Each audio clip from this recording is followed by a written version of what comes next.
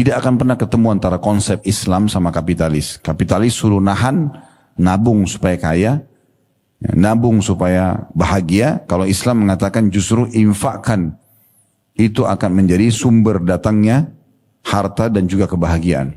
Jadi Islam tidak mengajarkan kita kalau kita punya 10 juta, keluarin 1 juta berarti berkurang. Tidak. Kita ditekankan dan diberikan pemahaman agar yakin itu akan diganti oleh Allah dan akan berlipat ganda datangnya. Banyak orang yang masih belum memahami tentang masalah ibadah ini. Karena mereka berpikir seperti orang-orang kapitalis. Kapan mengeluarkan sesuatu dari dana atau dari harta berarti berkurang. Nah itulah yang difahami. Orang-orang kapitalis begitu. Kalau punya uang 10 juta, dikeluarkan 1 juta, berarti tinggal 9 juta. Saya rugi. Maka saya harus justru berpikir bagaimana tidak mengeluarkan uang tersebut, bahkan menambahnya. Maka orang-orang kapitalis selalu, karena pikirannya seperti ini, bagaimana mereka memperbanyak tabungannya. Sementara Islam memerintahkan kita pangkal kaya, pangkal kebahagiaan, dan bertambahnya harta justru dengan sedekah. Tidak akan pernah ketemu antara konsep Islam sama kapitalis. Kapitalis suruh nahan, nabung supaya kaya, nabung supaya bahagia. Kalau Islam mengatakan justru infakkan, itu akan menjadi sumber datangnya harta dan juga kebahagiaan.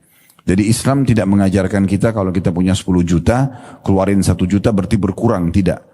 Kita ditekankan dan diberikan pemahaman agar yakin itu akan diganti oleh Allah dan akan berlipat ganda datangnya.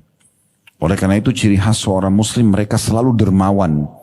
Dan kita perlu tahu dalam Islam, bakhil atau pelit itu dosa besar. Bukan cuma dosa, bagian dari dosa besar. Terlalu banyak ayat-ayat Al-Quran, hadis-hadis Nabi SAW yang melarang kita untuk pelit. Dalam salah satu riwayat, pernah ada satu orang baru dinobatkan menjadi kepala suku di Madinah. Orangnya tampan, berwibawa. Ya, intinya dia dinobatkan jadi pemimpin dan secara penampilan luar biasa. Wibawa pun menjaga karakternya luar biasa. Nabi SAW tanya kepada orang-orang yang dipimpin oleh dia dari sukunya, siapa pemimpin kalian? Mereka bilang si fulan. Lalu kata Nabi SAW, bagaimana orangnya? Kata para anggota sukunya, orangnya tampan, orangnya berwibawa, hanya saja dia pelit. Perhitungan. Maka kata Nabi SAW, penyakit jiwa apa yang lebih berat daripada pelit? Jadi itu dianggap penyakit jiwa. Kalau ada orang yang pelit perhitungan, apalagi di jalan Allah. Jelas-jelas ada orang miskin depan matanya, masih bisa negosiasi sama syaitan, bantu nggak ya? Ah nggak usah. Ini masih mudah, ini masih kuat. Padahal dalam Islam kita diperintahkan di saat ya ada orang yang minta, tugas kita eksekusi. Bukan negosiasi sama syaitan, kasih saja. Dan renungi baik-baik firman Allah Subhanahu wa taala dalam surah Saba, surah nomor 34 ayat 39. Di situ potongan ayatnya Allah mengatakan wa ma anfaqtum min syai'in fahuwa yukhlifu. Ini konsep Islam. Apapun yang kalian infakkan di jalan Allah, maka pasti dia Allah akan gantikan. Surah nomor 34, surah Saba ayat 39-nya. Ini potongan ayat ya, bukan lengkap ayatnya ini, tapi salah satu di ayat 39 itu ada potongan ayat wa ma anfaqtum min syai'in fahuwa yukhlifu. Apapun yang kalian infakkan di jalan Allah, maka pasti dia akan menggantinya. Dan Allah juga menyebutkan tentang ciri dan sifatnya yang maha mulia, innallaha la yukhliful mi'ad. Allah enggak pernah pungkiri janjinya. Dalam ayat lain, waman asdaqu minallahi qila. Siapa yang lebih jujur dalam pernyataan dan perkataan daripada Allah. Jadi Allah Subhanahu wa taala tidak akan mungkin ya ingkari janji. Pernah Nabi SAW juga bersabda kepada Bilal radhiyallahu anhu, wahai Bilal, berinfaklah, keluarkan tanpa pernah perhitungan. Jangan perhitungan, kalau masih 100.000 atau 100-200 ribu ya, masih gitu, ini masih belum masuk dalam bab dermawan. Keluarkan dan jangan perhitungan. Jangan pernah engkau takut balasan dari pemilik singgasana yang agung. Maksudnya Allah subhanahu wa ta'ala. Jadi kalau keluarkan di jalan Allah, coba pakai resep ini Bapak Ibu sekalian. Ya. Maka jangan perhitungan, keluarkan saja. Kita akan kaget nanti melihat bagaimana sumber-sumber rezeki datang tanpa kita sangka-sangka. Kita akan meraih cinta Tuhan kita Allah karena Allah perintahkan kita berinfak. Juga kita akan meraih cinta manusia. Dan kita akan meraih ganti daripada apa yang kita infakkan itu. Jadi ini konsep dasar dulu. Kita harus bagi seorang muslim dan muslimah memiliki jiwa kedermawanan. Itu bukan pilihan, keharusan. Karena ini sifat dicintai oleh Allah subhanahu wa ta'ala. Dan Allah mengatakan, وَمَنْ يُوكَ شُحَّ نَفْسِهِ فَأُولَئِكَ هُمُ الْمُفْلِحُونَ. Siapa yang telah dicabut atau tercabut dari dirinya sifat pelit, maka mereka adalah orang-orang yang beruntung. Jadi memang kita harus mulai dari sekarang. Selalu memberi di jalan Allah. Selalu memberi di jalan Allah. Beberapa jemaah yang praktikin ini datang dan ucapkan ke saya sendiri. Ada orang yang Masya Allah, mungkin sudah tidak terhitung hartanya, masih sangat muda datang kepada saya mengatakan, Ustaz setelah saya jalankan ini, bahkan dia jadikan antara perusahaan dia dengan berinfak, itu infaknya jauh lebih gencar sebagai sebuah program utama perusahaan daripada meraih labah dari perusahaan itu. Dan ternyata subhanallah labahnya datang tidak terhingga gitu. Ya.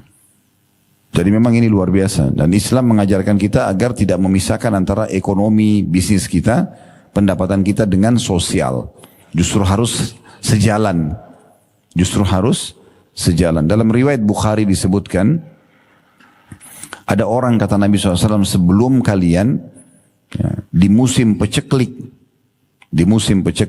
betul-betul tidak ada air pada masa itu. Orang semua pada butuh air, tapi ada awan yang lewat dan dilihat oleh satu orang yang juga menunggu hujan sebenarnya. Dia melihat awan tersebut mendung, kemudian dia mendengarkan ada suara dari awan tersebut, terdengar kurang lebih terjemahannya, tuangkanlah air ini di kebunnya si fulan, disebutkan nama orang gitu. Maka dia ikuti awan itu. Setelah dia ikuti ternyata awan itu berhenti di satu titik, menurunkan hujan, dan air hujan itu hanya turun di situ dan masuk ke dalam kebun seseorang yang tadi disebutkan namanya dalam awan itu atau di awan. Ini hadis sahih riwayat Bukhari. Maka orang ini pun penasaran, dia masuk ke kebun itu, lalu dia temuin orang tadi, lalu dia tanya, nama anda siapa? Disebutkan namanya. Dia kaget karena nama ini adalah nama yang tadi disebutkan di awan yang dia dengar. Suara yang dia dengarkan jelas dari suara para malaikat tentunya ini ya. Maka dia tanya, tadi saya dengar ada namamu disebutkan di awan dan hujan ini memang diperintahkan hanya turun ke tempat kamu. Apa yang kamu lakukan? Dia bilang, kalau itu yang kamu tanyakan, maka hasil kebun ini saya bagi 3. Sepertiganya saya infakkan. 1/3 pendapatan diinfakkan. 1/3 lagi saya kembalikan sebagai modal, tambahan modal. 1/3 lagi saya berikan untuk pendapatan atau kebutuhan istri saya atau keluarga saya. Jadi memang mereka menjadikan orang-orang beriman ini infak itu program. Bahkan lebih besar ya, target dan juga perhatian terhadap infak ini daripada laba perusahaan sendiri. Nah ini yang sedang kita ingin pelajari 1 jam ke depan tentang masalah bagaimana kita menanamkan sifat kedermawanan ini dengan mengkaji lebih jauh ayat-ayat Al-Quran, hadis-hadis Nabi SAW, keutamaan sedekah, ya, manfaat-manfaat yang kita bisa dapatkan, dan bagaimana kita menepis was-was syaitan yang selalu membuat kita ragu. Selalu kita perhitungan, akhirnya Allah pun akan perhitungan dengan kita. Dalam sebuah hadis yang sahih, Nabi SAW bersabda kepada Asma binti Abi Bakar radhiyallahu anhuma, la tuki fayukillahu alaiki. Jangan pernah kau perhitungan, hai Asma, karena kalau kau perhitungan, Allah pun akan perhitungan denganmu. Coba mulai hari ini Bapak Ibu praktekin berinfak tanpa lagi memperhatikan, tanpa memperdulikan berapa jumlahnya dan dari mana nanti gantinya. Ikhlas karena Allah. Dan coba cari jumlah yang belum pernah kita infak sebelumnya. Kalau kita selama ini berinfak 100 ribu misalnya, sekarang kita coba tingkatkan ke 500 ribu, tingkatkan ke 1 juta, tingkatkan ke 10 juta, tingkatkan ke 100 juta. Makin besar yang kita infakkan, maka makin besar gelombang rezeki yang datang. Itu demi Allah pasti. Cuma syaitan buat kita ragu. Ya, benar nggak sih? Nanti kembali nggak uang saya? Seakan-akan begitu. Padahal Allah sudah mengatakan tadi dalam surah Saba, surah nomor 34 ayat 39, Allah pasti akan ganti. Kenapa seseorang di antara kita kerja di satu perusahaan atau bisnis dengan seseorang, dia begitu yakin dia akan terima gaji di akhir bulan. Dia begitu yakin partnernya tidak akan berkhianat dan akan jalan terus dengan dia. Sementara itu manusia bisa berkhianat. Bagaimana seseorang yang sudah mengaku muslim atau muslimah masih ragu dengan Tuhannya Allah subhanahu wa ta'ala. Baik, kita akan lihat teman-teman sekalian apa yang ditulis oleh penulis dulu. Seperti biasa, setelah kita bacakan, baru kita tambahkan dengan penjelasan-penjelasan yang lebih jauh. Semoga Allah ikhlaskan niat kita dan dijadikan sebagai ilmu yang bermanfaat. Allahumma amin. Baik, di halaman 22 dari buku kita ini, amal ke-8 untuk melebur dosa-dosa, menghilangkan dosa-dosa adalah sedekah dan infak di jalan Allah subhanahu wa ta'ala. Jadi maksud jalan Allah adalah karena Allah kita lakukan. Dan juga di tempat yang Allah ridhoi. Kalau ada orang berinfak justru bukan di jalan Allah, bukan karena Allah, di jalan syaitan misalnya, kayak orang pergi ke dukun, orang judi untuk berzina, itu di jalan syaitan, bukan jalan Allah. Atau bukan karena Allah, dia riya, pamer, maka enggak masuk dalam bahasan kita. Yang kita bahas ini adalah betul-betul orang karena di jalan Allah dan juga karena Allah subhanahu wa ta'ala. Di sini diangkat oleh penulis dalil pertama adalah surah Al-Baqarah ayat 271. Kalau tidak salah Kamis yang lalu kita sempat baca Al-Baqarah ya. Surah Al-Baqarah dari ayat 261 sampai 274. Benar gak? Coba dilihat catatannya. Kalau sudah kita baca, alhamdulillah kita tidak ulangi sekarang. Tapi kalau belum kita baca, kita akan bacakan karena dari ayat 261 sampai 274 Al-Baqarah, itu semua bicara tentang masalah infak, tentang sedekah, belasan ayat. Sudah kita baca ya? Atau lupa semuanya? Berarti ilmunya masuk telinga kanan, keluar telinga kiri. Ada yang nyatat gak? Ada yang ingat gak? Pekan lalu kita sempat bicara tentang jihad dengan jiwa dan harta kan? Nah, pada saat membahas harta itu saya sudah bacakan belum Al-Baqarah 261 sampai 274. Kalau belum kita akan baca insya-Allah. Nah, di sini penulis mengangkat salah satu ayat yang saya tadi tawarkan untuk dibaca itu, tapi beliau masuk di ayat 271-nya. Baiklah, gak usah repot-repot buka lembaran-lembarannya karena dari tadi bolak-balik gak ada yang kasih saya jawaban. Ya.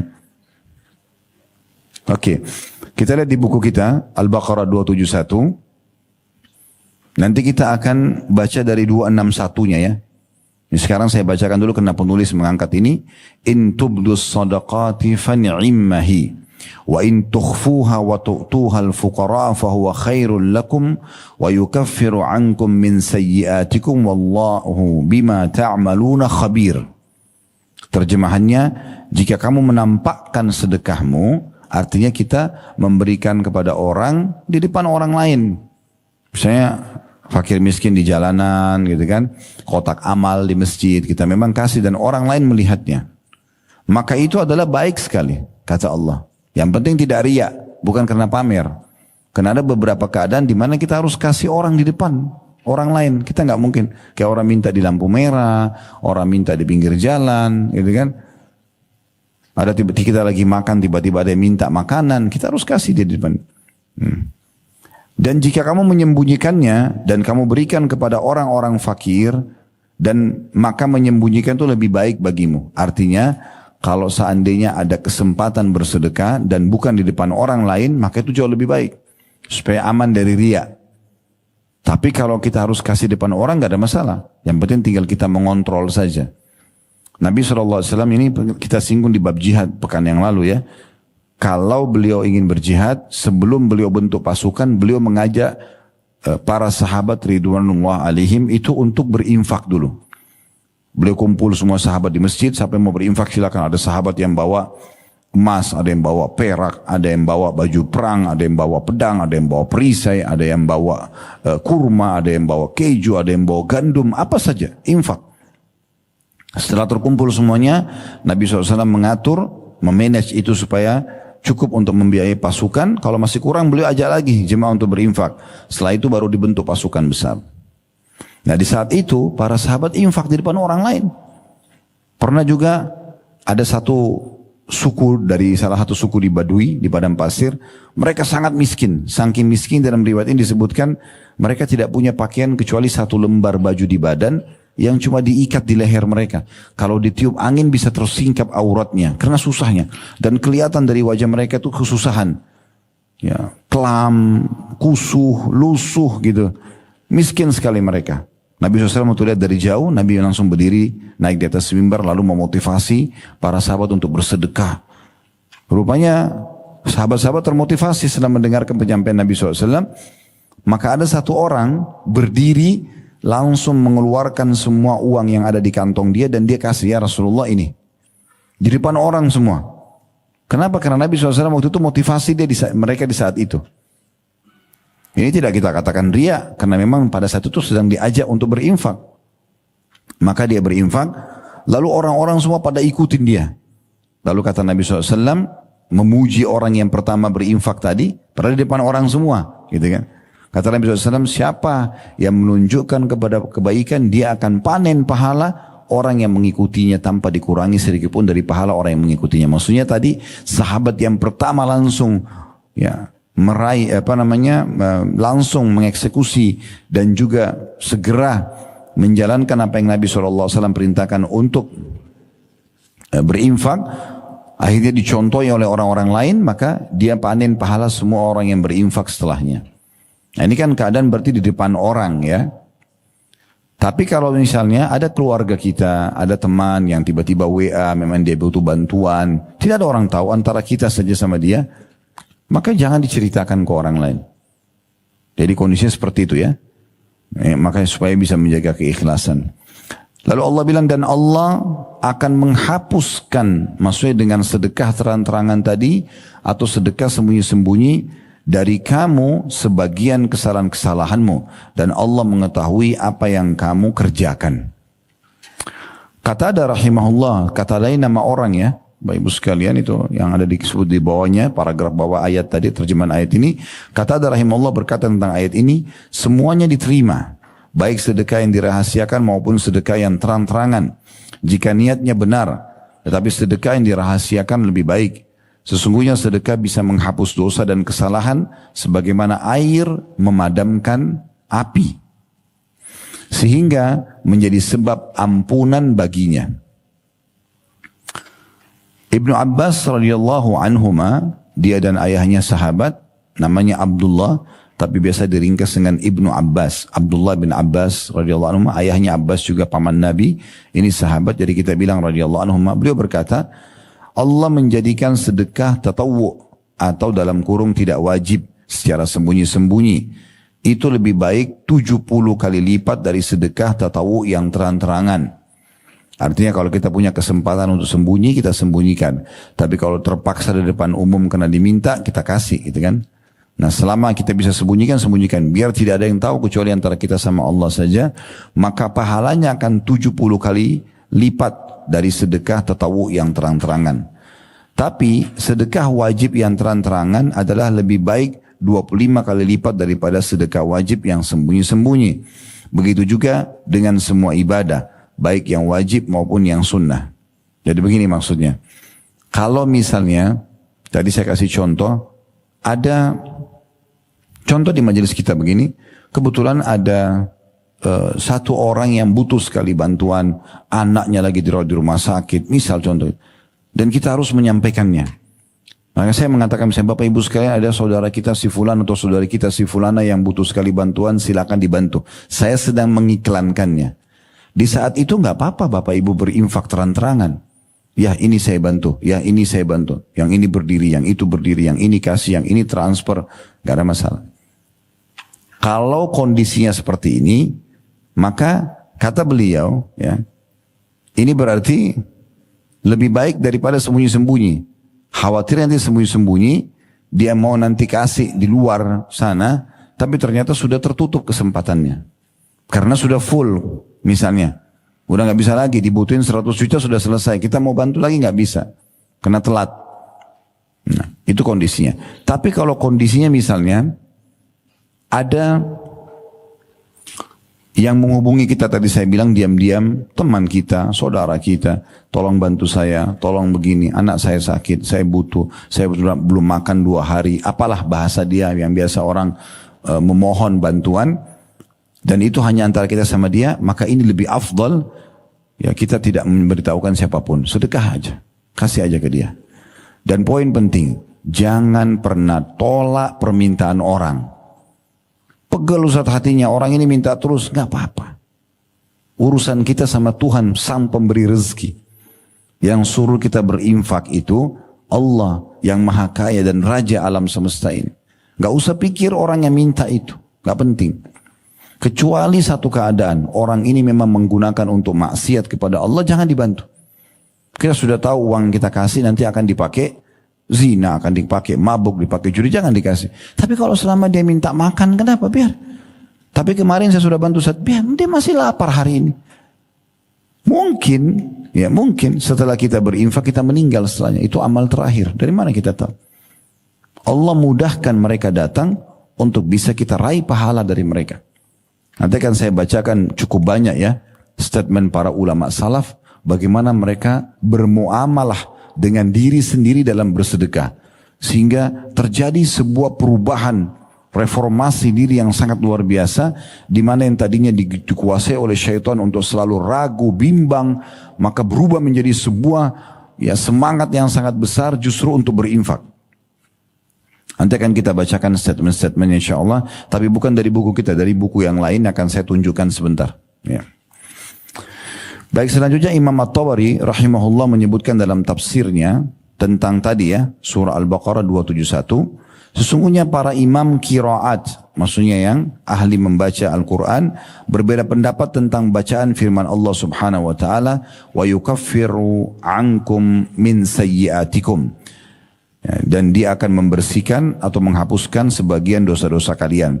Diriwayatkan dari Ibnu Abbas radhiyallahu anhu bahwa beliau membacanya dengan wa tukaffir ankum dengan ta di awal fi'il mudhari ya, atau diawali dengan fi'il mudhari ya. Fi'il mudhari ini maksudnya kata yang sedang terjadi ya. Gitu. Kalau dibaca demikian maka maknanya sedekah itu menghapus kesalahan kalian. Sebagian yang lain membaca dengan wa yukaffiru ankum. Bedanya ya sama ta. Kalau tadi tukaffiru ankum, kalau ini yukaffiru ankum dengan ya. Jadi maknanya Allah akan menghapus dosa kalian disebabkan sedekah kalian. Dan ayat ini juga dibaca wa nukaffiru ankum dengan nun awalnya. Jadi bisa dibaca dengan ta wa tukaffiru ankum berarti dihapuskan dosa kalian, bisa dengan ya wa yukaffiru ankum berarti diampuni dosa kalian karena sedekah yang kalian keluarkan, bisa juga dengan nun wa nukaffiru ankum dengan nun. Jadi maknanya jika kalian menyembunyikan sedekah kalian dan memberikan kepada orang-orang fakir, maka akan kami hapus sebagian kesalahan-kesalahan kalian disebabkan sedekah kalian yang secara rahasia tersebut. Kemudian Allah subhanahu wa ta'ala berfirman juga, ini dalam surah Al-Imran ayat 133 sampai 134. Ini dalil terakhir yang diangkat oleh beliau. Setelahnya kita akan jelaskan lebih panjang lebar lagi insyaAllah. Bunyinya, wasari'u ila magfiratin min rabbikum wa jannatin arduha as-samawatu wal ardu iddat lil muttaqin alladhina yunfikuna fis sarra'i wad dharra'i wal qadhimina al ghaidha wal 'afina 'anil nas wallahu yuhibbul muhsinin. Dan bersegeralah kamu kepada ampunan dari Tuhanmu dan kepada surga yang luasnya seluas langit dan bumi yang disedekahkan untuk orang-orang yang bertakwa. Yaitu yang dapat surga ini siapa?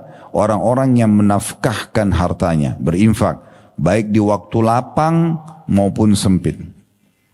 Baik lagi kaya ataupun lagi susah, tetap dia berinfak di jalan Allah. Nah, ini balasannya surga. Dan orang-orang yang menahan amarahnya, qadhiminal ghaidh, ini maksudnya orang yang menahan amarah sementara dia benar dan dia punya power untuk membalas. Kita benar karena kita disakiti oleh orang lain, gitu kan? Dan kita punya kekuatan untuk menghukum dia. Tapi di saat itu kita menahan amarah. Itu balasannya surga. Ya. Disilangkan dengan qadhimal ghaidh. Ya, di sini. Kemudian dikatakan dan orang-orang yang menahan amarahnya dan memaafkan kesalahan orang, dan ketahuilah Allah menyukai orang-orang yang berbuat kebajikan. Jadi dalam ayat ini Ali Imran 133 sampai 134 Allah memastikan penghuni surga itu dan level mereka adalah orang-orang yang bertakwa kepada Allah. Mereka adalah yang suka berinfak di jalan Allah, baik pada saat lapang ataupun sempit. Kemudian yang bisa menahan emosinya pada saat dia punya kekuatan dan benar, justru dia memaafkan dan tidak melampiaskan. Serta orang yang suka, orang yang menahan emosinya dan orang yang memaafkan orang lain. Maka sungguhnya Allah menyukai orang-orang yang berbuat kebaikan. Ini adalah ahli surga. Di sini dikatakan oleh penulis, bergegas dan berlomba menuju ampunan dari Tuhanmu, yaitu menuju amal perbuatan yang bisa menjadi sebab terampuninya dosa-dosamu dan ditutupinya darimu. Maksudnya tidak dibuka dosa itu sebagai aib kita misalnya. Itu semua adalah karena rahmat Allah dan menjadi penyebab masuk surga yang Allah sediakan bagi orang yang bertakwa. Kemudian Allah menjelaskan sifat-sifat orang yang bertakwa serta amal perbuatan yang mereka kerjakan sehingga dosanya bisa terampuni dan masuk ke dalam surga. Amalan itu yang pertama adalah infak pada waktu hidup senang dan juga lapang maupun pada waktu susah dan sempit. Jadi orang berinfak itu tidak harus tunggu kaya dulu. Susah pun bisa berinfak, apalagi kalau kaya dasarnya. Ibnu Abbas radhiyallahu anhu menyebutkan berinfak pada waktu lapang dan sempit adalah berinfak pada saat susah dan senang. Nah, sampai sini tentunya bahasan yang diangkat oleh penulis sudah selesai.